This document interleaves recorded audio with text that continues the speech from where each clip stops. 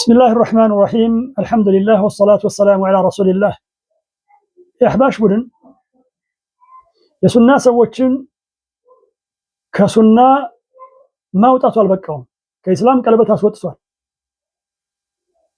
ለዚህ ብዙ ጊዜ እንደ መሰረት የሚያወራው ምንድነው?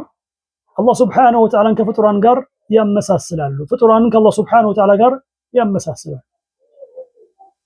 فما حقيقة ذلك? የእምነቱ ባለቤት እምነቱን ራሱ ይናገር። የኛን እምነት ለምን እኛ እንናገረው? የኛ እምነት ባጭሩ ምን ይመስላል? አላህ Subhanahu Wa Ta'ala ራሱን በገለጸበት እንገልጻለን። መልእክተኛው አለይሂ ሰላቱ ወሰላም አላህ ተባረከ ወተዓላ በገለጹበት እንገልጻለን። ይህንን በመናደርግ ጊዜ ሁለት ከባባድ ጥፋቶችን እንጠነቀቃለን። አንደኛው ተሽቢህ ወይ ደግሞ ተምሲል ተብሎ የሚባለው ነው። አናመሳስልም። የአላህ Subhanahu Wa Ta'ala ባህሪዎችና መገለጫዎች ሐቂቃቸው የፍጡራን ባህሪዎችና መገለጫዎችን አይመስሉም። ለምሳሌ አላህ Subhanahu Wa Ta'ala ይሰማል እንላለን። የአላህ Subhanahu Wa Ta'ala መስማት ግን እንደ ፍጡራን መስማት አይደለም። አላህ Subhanahu Wa Ta'ala ያያል እንላለን። የአላህ ተባረከ ወተዓላ ማየት ግን እንደ ፍጡራን ማየት አይደለም። አላህ Subhanahu Wa Ta'ala ከአርሹ በላይ ነው። ነገር ግን የአላህ Subhanahu Wa Ta'ala ከአርሹ በላይ መሆን እንደ ፍጡራን ከአንድ ነገር በላይ መሆን አይደለም ቀጥዓን። በተጨማሪ ተክይፍ ውስጥ አንገባም። ሁኔታን አናስቀምጥም። በልባችን ውልድ እንዲልም አንፈልግም። አላህ Subhanahu Wa Ta'ala ይቆጣል። የአላህ Subhanahu Wa Ta'ala ቁጣ ይሄንን ይመስላል ግን ብለን አንልም። አላህ Subhanahu Wa Ta'ala አዛኝ ነው።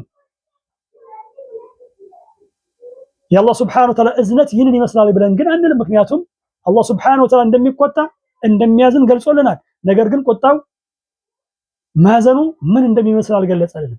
ተመልከቱ እንግዲህ የሱና ሰዎች ምን ያህል ኪታብና ሱናን መሰረት አድርገው እዛ ላይ እንደሚቆሙ። ማመሳሰል ኩፍር ነው።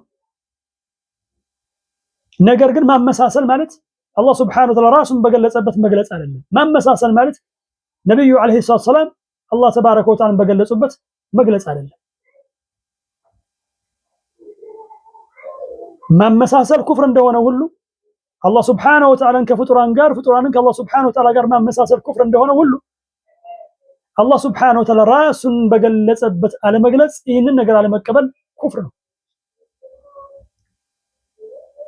እስቲዋን በተመለከተ አላህ Subhanahu Wa Ta'ala ከአርሹ በላይ ነው ብለን ስንልኛ ምን ይላሉ አህባሾች? አላህን ከፍጡራን ጋር አመሳሰሉ። طيب فما وجه ذلك?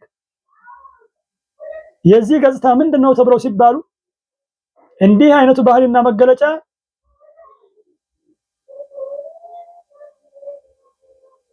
ለአላህ Subhanahu Wa Ta'ala ይገባል። ይህ የሚገባው ለፍጡራን ነው።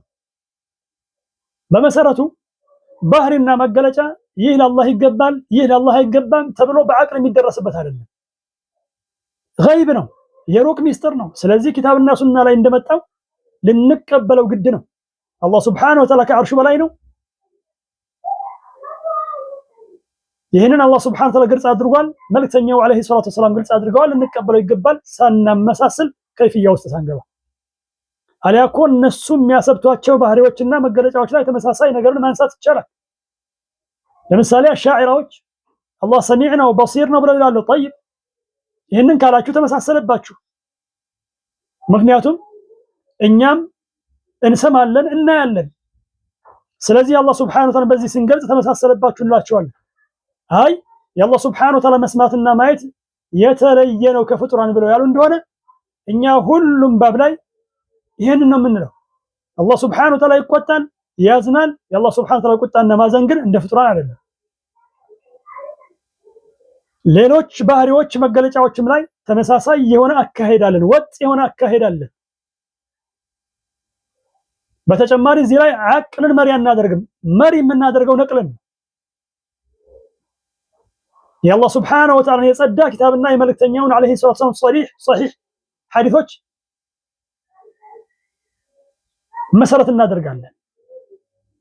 አቅል እነዚህን ነገሮች ለመረዳት በእርግጥም አቅም አለው አላህ ሱብሓነሁ ወተዓላ አቅሙ ሰጥቶታልና። ነገር ግን አቅል ኪታብና ሱና ላይ ያልመጣን ነገር እዚህ ባብ ላይ ሊደርስበት አይችልም በጭራሽ። ምክንያቱም እኛ አላህ ሱብሓነሁ ወተዓላን በአቅላችን ልንደርስበት አንችልም። አላህ ራሱን በገለጸበት እንገልጻለን፣ መልእክተኛው ዐለይሂ ሰላም አላህን በገለጹበት እንገልጻለን ነው። ወላሁ ተዓላ አዕለም። ወሰላሙ ዐለይኩም ወረሕመቱላሂ ወበረካቱሁ።